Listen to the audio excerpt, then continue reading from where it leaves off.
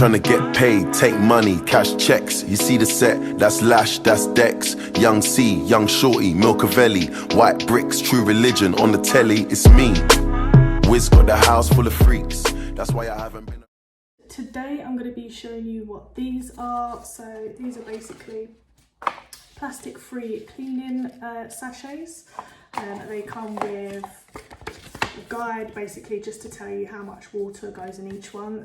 They're obviously colour coded, and they have a code on the thing as well if you are colourblind. And then there are 5 labels for your bottles to stick on there so you know what you're cleaning with, because you don't want to get that shit mixed up. Then you need some lukewarm water.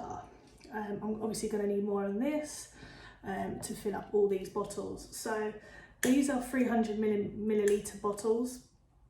I haven't got any bigger. Some of the sachets need about 500 milliliters, but I just don't have that, and you know, I'm just going to go with what I have. Then yeah, let's get started. Pop this in and then pour water.